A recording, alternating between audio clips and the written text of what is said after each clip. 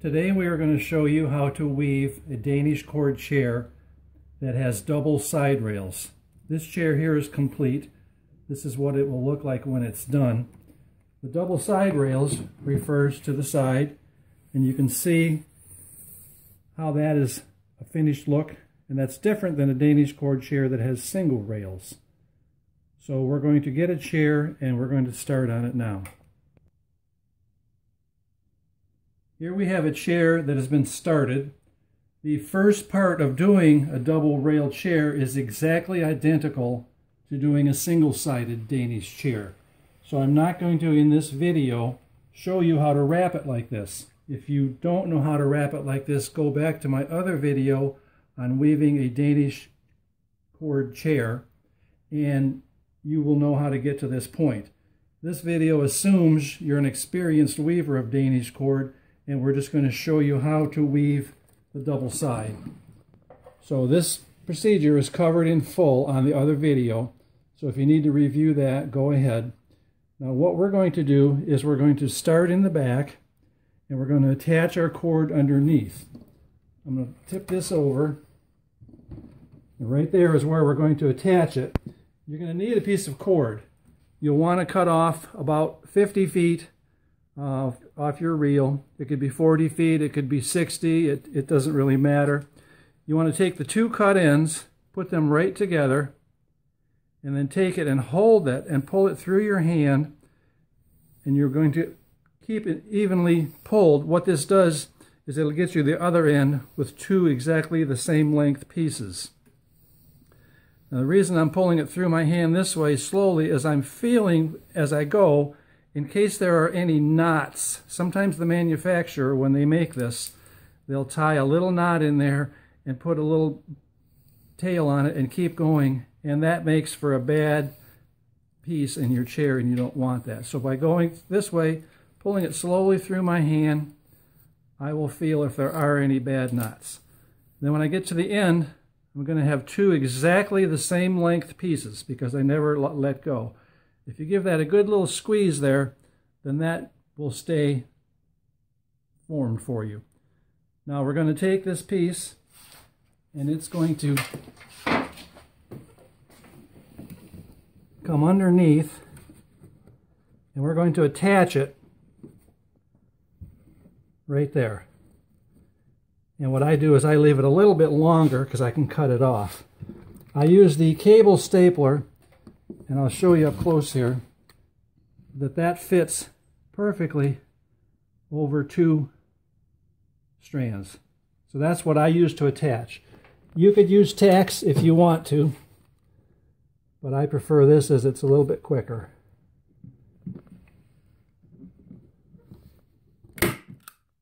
I never trust one staple, so I always put two. And there's two staples. And then this part here that's a little bit left over, you can just trim it off. And then I like to take a hammer and even make sure the staples are in secure. Like that. Now we'll stand the chair up and we'll start weaving. Before we start the weaving, I wanted to show you these two pieces. These are where the manufacturer has spliced in a new piece as he made his spool up. So you want to watch for these so you can cut them out. Now we'll go ahead and start the weaving. We've tacked that underneath, and we're going to bring it up. And you always want to make sure this whole process that these strands are parallel and not crossed, either underneath or on the side or anywhere. So you don't have to pull it tight right now. But I want to come out to about here and grab a hold of it and just make a little loop. And then you're going to go over the top of the four, and then under the next one, and over and under all the way across. Now, as I said in the other video, it's very important that you have an odd number of pairs going this way, so that you're going over the first one here, and over here you'll go over that one. If you have an even number, you would be going over this one and under that one. So once you've got your pattern loosely across there, you just want to pull the loose material through. And you'll see I still have it basically about the same length. Now the next step, it's kind of tricky, but you want to make sure they're parallel. So get the outside one and just kind of work through here.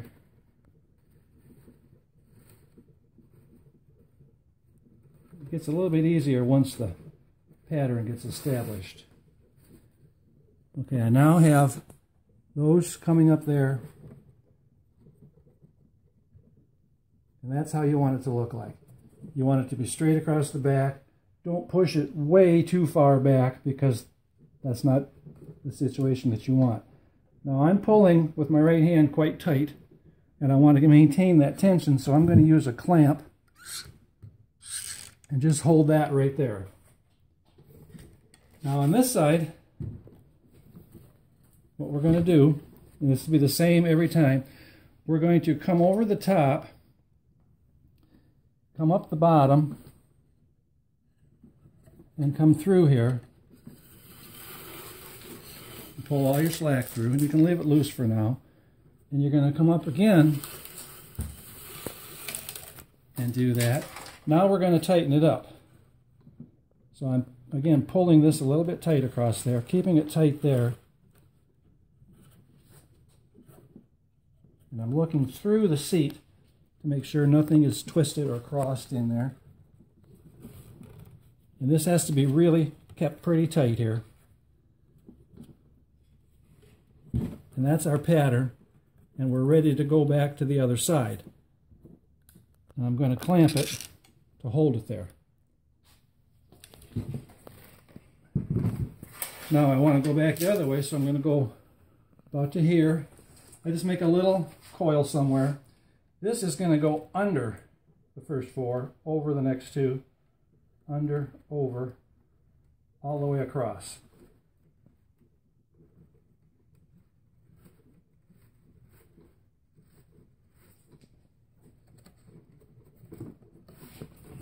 And then I'm going to pull my loose slack through again. And this is where I said it doesn't matter if your piece is 50 feet long, 40 feet, 60, whatever is comfortable for you to work with. Now you want to make sure, again, that they're in the right position. You can even pull one at a time if you want to. That's the first one. That's the second one. I'm going to check over here to make sure nothing is twisted. Then I'm going to push it up a little bit snug here. Now this second one, you can push it all you want. It's going to bounce back. So don't worry about that right now. The next one through, when you push it, it'll start to tighten up and you can make it stay. Now I can remove this clamp. Now on this side, I'm going to go in the middle first. And this will be the same pattern every time. Pull it through, around the bottom, back up through the middle again. And now I'm going to tighten it up.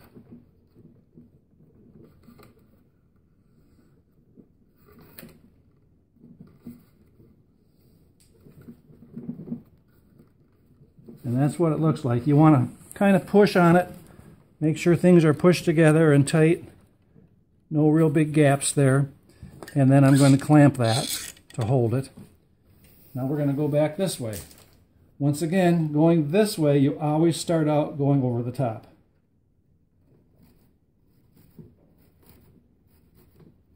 Over, under. It's just a repetition of the same pattern.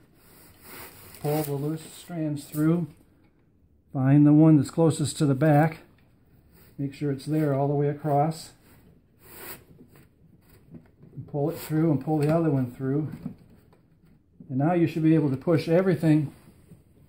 It's hard to do with the camera and showing you too.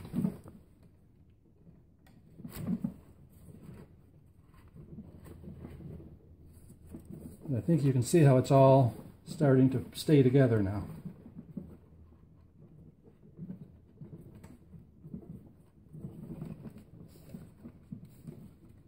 And you might want to pull back on the first one because as I mentioned then, you don't want it too far back. So that's pretty good. The next one will tighten it even more. Now we're back to this side again. We're going to do the same thing we did last time.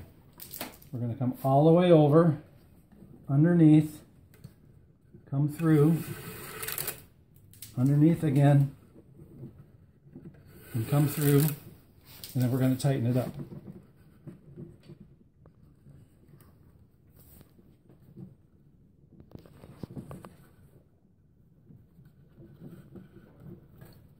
Making sure on the inside that nothing's overlapped or crisscrossed.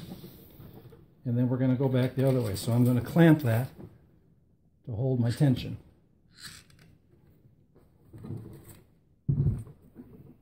Now we'll go back this way again, which every time you go this way, you're going underneath these first four. So you're going under, over. And that's going to be that same pattern all the rest of the way to finish the chair. The same routine.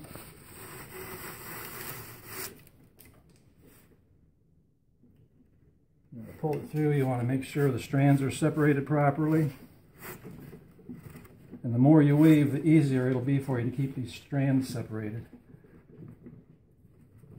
And then you want to push it together. And you can see how it starts staying together better the more times you've gone across. And you want to make sure that line is fairly straight, not bowing in or waving. And there are ways to adjust it. If you can't do it by hand, you can use a wedge and a hammer. You can reach in and hit different ones. So this is a handy tool for adjusting.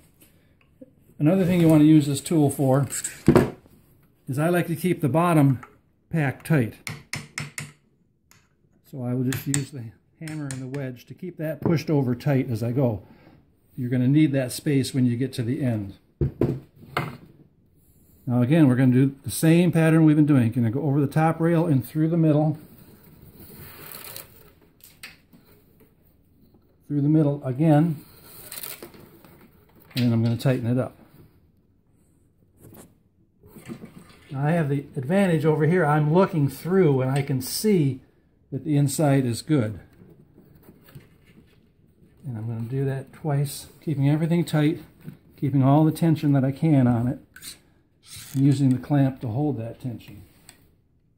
Now we're going to continue weaving until we get to the point where we have to add a piece. So I will weave off camera and get up to that point. Okay, I've weaved it up to where I need to add another section of cord. It doesn't matter if you add it to this side or this side.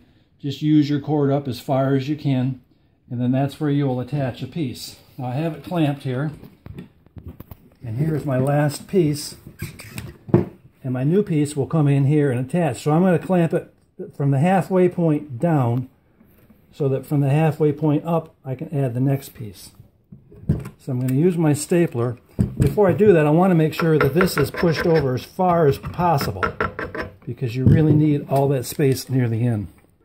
So I'm going to take the stapler, make sure I've got those two strands, and hit it. And like I mentioned, I like to use 2 staples to make sure. Now this tail piece can be trimmed off and discarded. I have my new piece, which I already pulled off and prepared, and that's going to come underneath here and attach right above it. And I leave it long because I can just cut it off later, and it makes it a little bit easier to hold on to while I'm working. There's one, and there's another one. So then I'll just cut this off. And I want to take my hammer, kind of flatten everything down. Make sure the staples are in tight. Kind of flatten the cord so it's a smooth area rather than a big bump. Now we'll flip it over. And I'll show you one more time how to weave. It doesn't really matter which wrap you add on to, as long as you continue your pattern and you don't forget and get lost. So because I did it right there, this is going to come through here.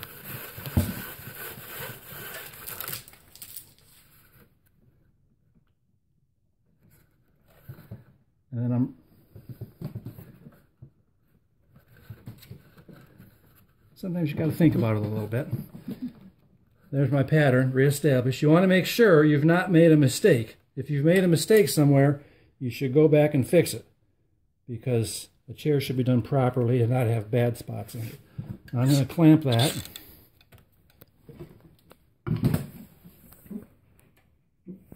And I'll wave this across. Just going to show you one more time. Going this way, it starts out under.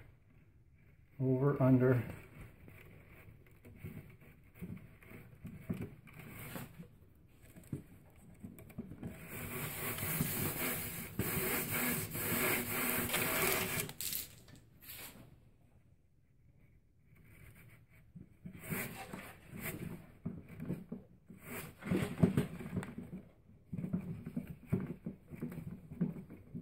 You just want to make sure it's up snug. And then this side, as you probably know by now, you're going to go in through the middle.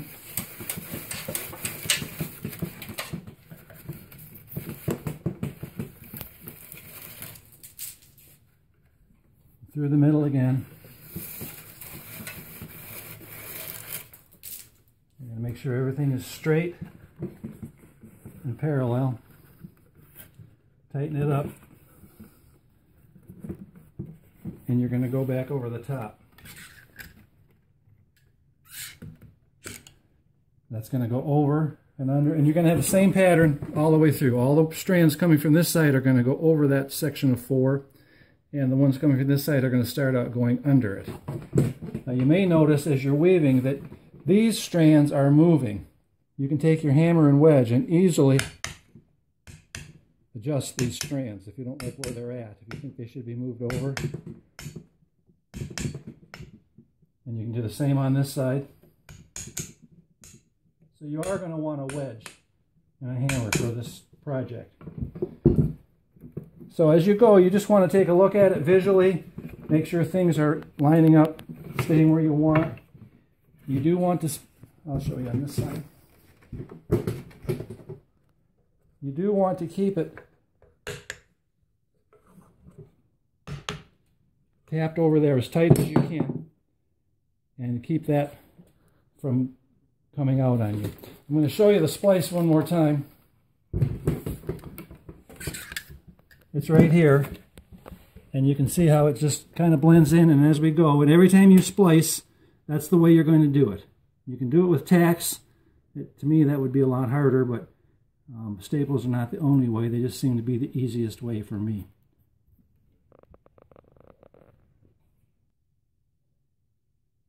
Here we have the completed chair. You can see how all the strands are pretty much in line, pretty much straight. I've spent some time with my hammer and wedge, moving pieces, positioning. Sometimes when you get to the very end here, there'll be a little bit of a gap there, but no room to add more. So you can hit these over, and if you hit one just a little bit and go all the way down and move each one just a fraction of an inch, it will fill in. Those are just techniques you can use to make it look a little bit better at the end. The way that I ended it, I'm not going to show you how I did it, but I'll show you how it was done. I came up under here with my last 2 pair, and I stapled them in here, and I actually used 3 staples, and I cut them off, and it's done. And you can see the other places where I've made joints. And that kind of also shows you what the underneath side should look like. You don't want to have any crossed pairs under there. And that is the completed chair, and you are now ready to take it on as your project.